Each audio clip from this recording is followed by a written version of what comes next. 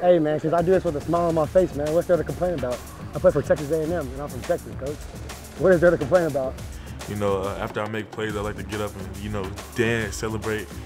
I'm a big, like, I love to interact with the fans. Like, if you see me on third down, I'll be hyping the crowd up and stuff like that. And I'm coming all night, and I will not stop. You will not beat me. I will not hit no. Go get it. Le'Veon, touchdown.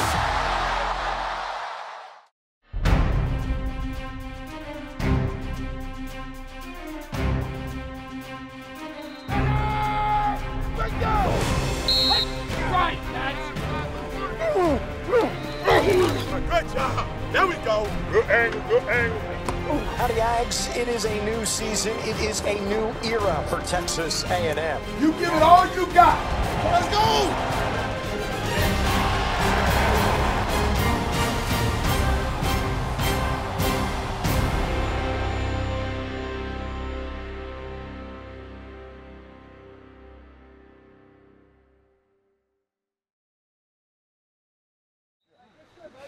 It doesn't matter what game you're playing, what profession you're in, no matter what. If you're going to be successful, you're going to have to work and you're going to have to earn it, okay? You're going to have to earn it. Tommy Moffitt, a well-known name in the strength and conditioning world, was hired by head coach Mike Elko to lead the charge in developing his team and preparing them for the 2024 season. You guys have gone through hell, and you're going to come out smelling like a rose. You got me? Yes, call it up and break it down.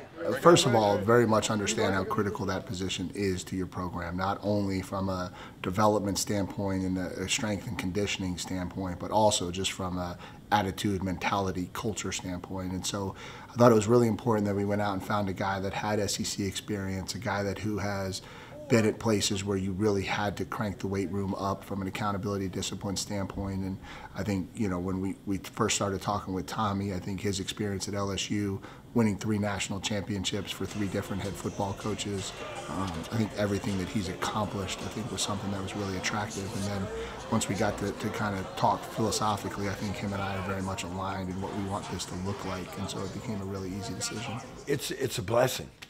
Because he understands what we do in the weight room and has a very good idea about what he wants to accomplish as well. So we marry our training philosophy with his goals for the football team, and it's been really good working with him. Nobody goes but the mailman. He stays at a 10 all the time. Like, he's yelling all the time. He wants the guys to be 100% going fast. Energy, aura, the whole 9 yards. Coach Moffitt has it all, and on game day, it's magnified a ton. Yeah, he's crazy. He's crazy tough, though. So, yes, sir. He brings it out every day, no matter what the temperature is outside, every single day. He brings the same energy. Not even just as a person, because as a person, that's a great man. But as a coach, I think he's a real strength. He's a real big part on what this program is about to be. And this offseason, he went to work molding this team into his philosophy. So you got to be strong. You got to develop explosive strength, which is different than maximal strength. You have to be able to sprint, sprinting. You have to be fast. Speed is a limiting factor in all sports.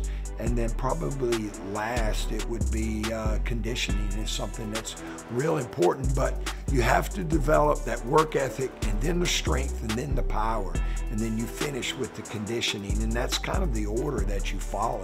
And that was our goals for this offseason. You want to make sure you have similar vision. I think that's something that's really important because, again, we're going to set the vision for the program, but then most of the time it's going to get followed through by what happens down in the strength and conditioning room. And that's in January, that's in February, that's in the summer. And so if that vision is aligned and the philosophical ideas are aligned, I think that's what ultimately leads it to be a kind of a unified front that you put forward for your program.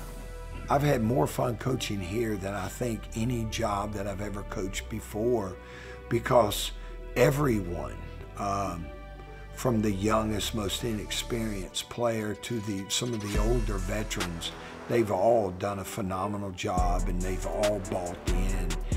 And we have come miles and miles and miles. The team is often around their strength staff, and they're bound to pick up on a few oft-uttered phrases. Yeah, in the summer, he always used to say, "You're not gonna die." Nobody's gonna die today. No one's gonna die. No one's gonna die. That's his number one deal right there. Especially if he knows you have a harder workout, he just tells us nobody's gonna die today. I promise you, you're not gonna die.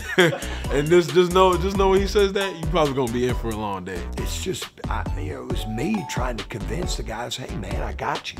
We're gonna work hard today, but I'm not out here to try to kill anybody. So let's go to work. And so that's where that came from. His team brought their energy. Coach Moffitt brought his too. And last Saturday, the 12th man impressed them all with theirs. You know, in the third quarter, one of my assistant coaches came up to me, because Kyle Field was rocking. And one of my coaches came up to me, it was right before it got dark, and he said, have you looked up and looked around this place? I'm getting goosebumps right now. I was like, yeah, this place is amazing. And it was rocking. And so yeah, it's a great place. It's an incredible place to call home and be able to go to work to every Saturday. In the spotlight last week, the 12th man shined. They've never spectated, they've always participated. Aggie Land never takes them for granted, but knows they'll be there morning, noon, or night. Kyle Field was everything I thought it was going to be, especially for the season opener, college game day, top 10 matchup, I mean, we came out with power. I mean, it couldn't get much better than that besides the win. Obviously, we didn't get that done for them, but hopefully, moving forward, we can get that done for the 12th man. I don't think words do justice to what that feeling is like being in Kyle Field, especially that feeling running out that tunnel to Kyle Field. Like this, it's like crazy. Then us bringing back power, like everybody was so excited, like everybody was screaming, yelling, like that's really like what shocked me. Like before we coming out the tunnel, I see all the people's hands and like leaning over the ledge. Like it was something like I've never been a part of. Like it was a great feeling though. Once I see the smoke come through the tunnel, that's my favorite part. And not seeing without until you come out and then you see 107,000 people, that's my favorite part. You always hear that Kyle Field is the most electrifying atmosphere in college football, and that's facts, because it's unmatched. I even say we're on par with, if not louder than some NFL stadiums. The false starts and stuff is because they can't hear. Like the offense can't hear what's going on. Like the 12th man did that.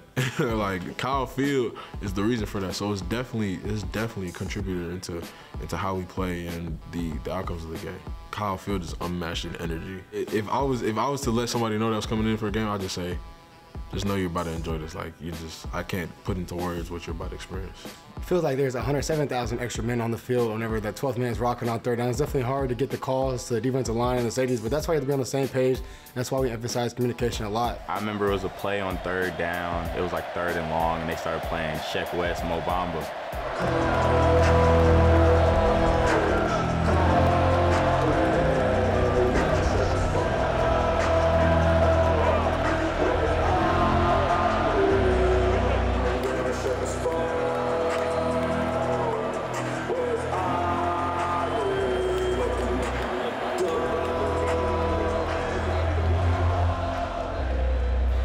The whole crowd was like erupted, like it was going crazy. And then one of our guys went down with a cramp and then it got silent. And when we came back out, they played it again and it was electric. Like I couldn't hear myself think. Like luckily I was to like our sideline, so I got the call. So it was perfect. But nah, it's definitely one of a kind. We had them on a false start one time and then it was just electric. You can't even like dream of. It feels like it's so unreal. I think sometimes it feels like we've got 3 or 4 extra guys out there, in all honesty, and I know that all the way going back to when I was a defensive coordinator here. The way you can take advantage of the noise that gets generated on third down in Kyle and how that limits an offense. We limited an extremely talented offense to 3 conversions and 14 opportunities, and a lot of that is our kids executing, but a lot of that is the noise and the atmosphere inside of Kyle Field for sure.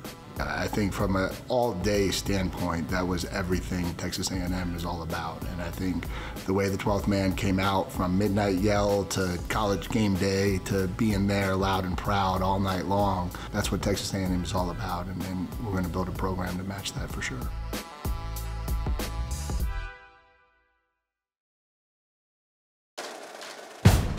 The Pulse, Texas A&M football, is presented by Creston, a new home community by Johnson Development. The 12th Man Foundation, proudly celebrating 75 years of funding Texas A&M athletics. and ABC Home and Commercial Services, official pest control partner of Texas A&M Athletics.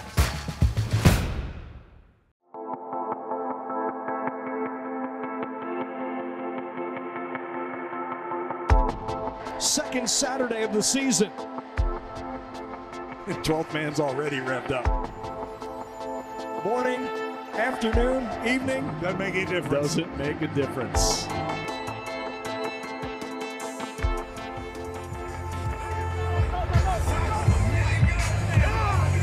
Go, Jared. Game time, Jared. Game time, baby. Let's go. Get off the line. Here you go. Get off the line. Explode off the line. There we go. Good. Explode off the line. There we go, baby. Hey, 1, 2, 1, 2. Everybody up. Everybody up. Let's go.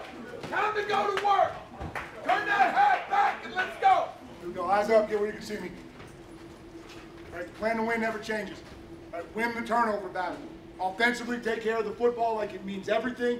Defensively, we have to attack and get after the football. Win special teams, right? Play fast, penalty-free football. Make the plays that make the difference in the game on special teams. What is your standard? What is the standard of this program? What did we work all offseason to build? Right? It's a brotherhood. It's a culture. It's a culture that plays for each other. You put a ball down, and we show up, and we play. That's today. I want to see our culture, our standard on display for 3.5 hours today. Right? This is about us getting right, taking the next step in our journey to build this program to what it needs to be. Does not ever matter who's on the other sideline. It is all about us.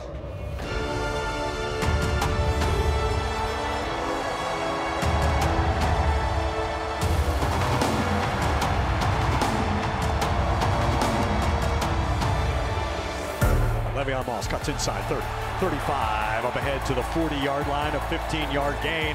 Wigman's first pass. High but complete to Noah Thomas. He makes the catch. Le'Veon right up the middle. Le'Veon's got a hole and he bounces out to the right side, outside the hashes, into McNeese territory, inside the 30, stumbles ahead to the 22-yard line. It's Connor looking left. That's where all three receivers are. Complete to Moose at the 10, the 5, puts his head down near the pylon. Just out of bounds at the 2-yard line. It's Le'Veon Moss. Into the end zone, upright, touchdown, Aggies. That's imposing your will. That's how they're supposed to start this game. And somebody let me up! The Aggies up 7-0 in their second possession. Fires, complete, 34-yard line, Cyrus Allen. It's a handoff, Amari Daniels. Daniels digs through, and he cuts his way down to the 16-yard line. Inside handoff, Daniels cuts diagonally. He's at the 10-yard line, inside the 10, the 5. He puts his head down to the 2-yard line. Amari Daniels. First and goal from the 2. It's Amari Daniels putting his head down near the goal line. He's just shy. Oh my, he broke the plane. The Aggies had to wait for it, but Amari got the ball over and the call overturned. 14-0 A&M. The defense keeps McNeese's 0 on the board, giving the offense the chance to keep lighting it up on their side. Looking left, throwing left, completing lefts to Cyrus Allen. Wigman back to pass. Rolls to his right, directs traffic, tucks and runs up the middle, inside the 30, inside the 25, jukes ahead to the 20. Le'Veon spins his way and gets ahead to the 6-yard line. It's a handoff. Le'Veon, nice little jump cut into the end zone from 6 yards out for his second touchdown of the game. Touchdown, Aggies. 21-0. The Aggie dominance is well underway. We're nowhere close to finish.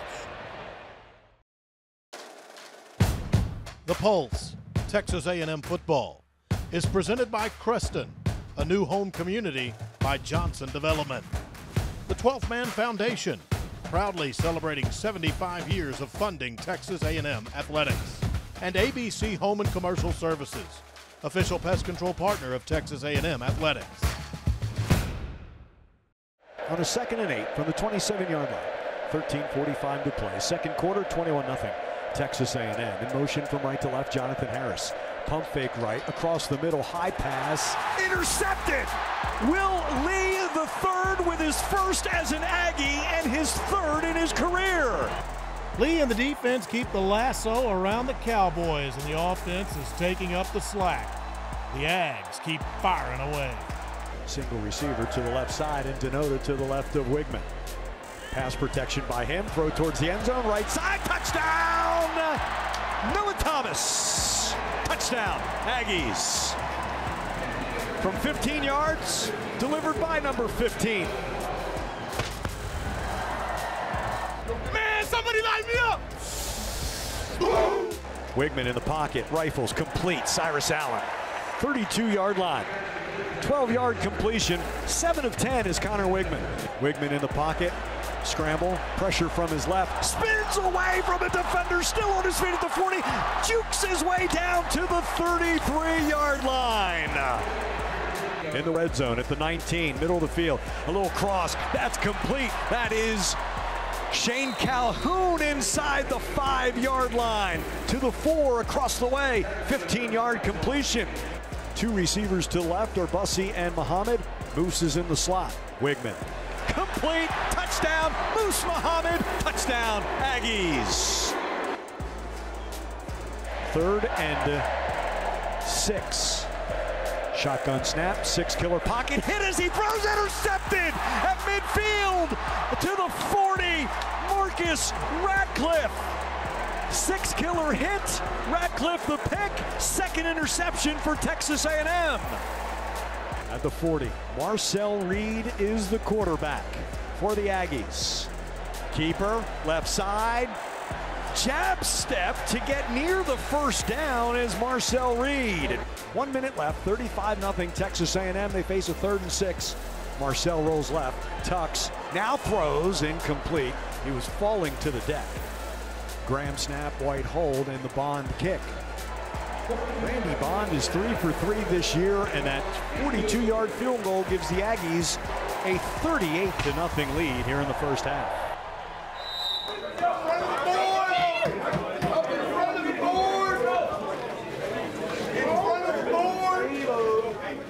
Eyes up, see me. Right, 2 things. Right, finish. Finish what you started. Right, you came out, you set the tone the way you wanted to. Right, but we don't play 1 half of football. Right, you got another half of football to play. Finish. Right, as we start putting guys in, finish. Right, 1 standard, 1 tempo. Doesn't matter who's on the field. Be clear on that. Right. Second thing is we are a family. We are a brotherhood. As we go through this half, stay engaged in the game. Right, turn this thing into our culture on display. Right, I challenged you guys about what this program meant. Right, you responded for a half. Finish this thing the right way. Let's go. Right on 2, 1, 2. 60 Aggies a 38-0 lead over McNeese. 1st and 10 for the 41 on the left hash. Fake the handoff, roll to the right, and hit Trey Watson. Cross midfield to the 48-yard line. Marcel Reed in the pocket. Rifles, completes. At the 20, still on his feet, inside the 10. Cyrus Allen. It's excitement, isn't he? Man, oh man. 31-yard gain. About half of it through the air, the other half on the ground, and the yards after the catch. And here's Amari Daniels into the end zone. His rushing touchdown. 2nd of the game from 7 yards out. Touchdown, Aggies. It is 44-0. McNeese finally puts up points after the Aggie defense put up 50 minutes worth of shutout ball.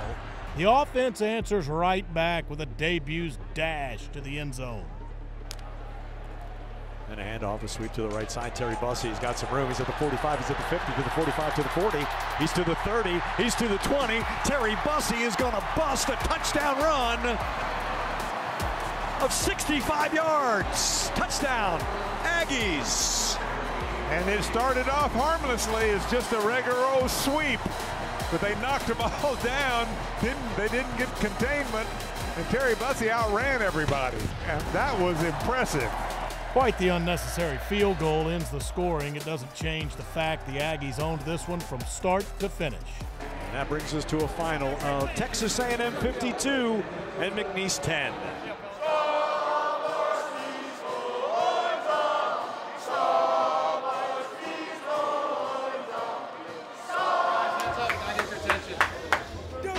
I just want to congratulate you guys today. Great win.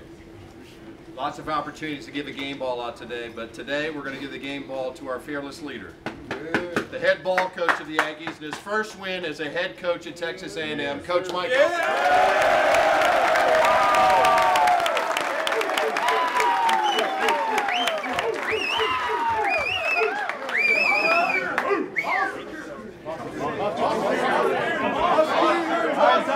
What I saw today, is this ball security? All right, listen, right? Listen, right? What I saw today, I thought we handled it the right way. Right? We got in the right mindset, we came out of the locker room, we did the things in the first half that we needed to do. Okay? When we got out in the second half, I think we left a lot on the table. Right? And there's a lot of young guys get out there for the first time, get your feet wet, see what this thing's all about. It's not as easy as you think it is when you're just standing there watching. Right? And so what it takes to be a really good football player at this level, okay, is really, really high. Right? And so it's great that a lot of people got a chance to get out there today, get to see that, to get to compete. Right? When you play these games, you just want to handle them the way you want to handle them. And that's what we did. Right? So congratulations to you guys. We also know this, right? It's back to work. Yeah. Right? We also know this, it's back to work. Right? And so we know we got a big one. First SEC game on the road, first SEC game, right? Been a minute since we've gone on the road in this conference and done what we were supposed to do. Right? And so enjoy this, be smart tonight, take care of each other, protect each other, do the things that you got to do to get your body ready to go so when we come back here Monday, we're ready to roll. Everyone be where you're supposed to be Sunday, right? Get checked in, get treatment, do the things you got to do. Let's come back, let's have one hell of a week of preparation.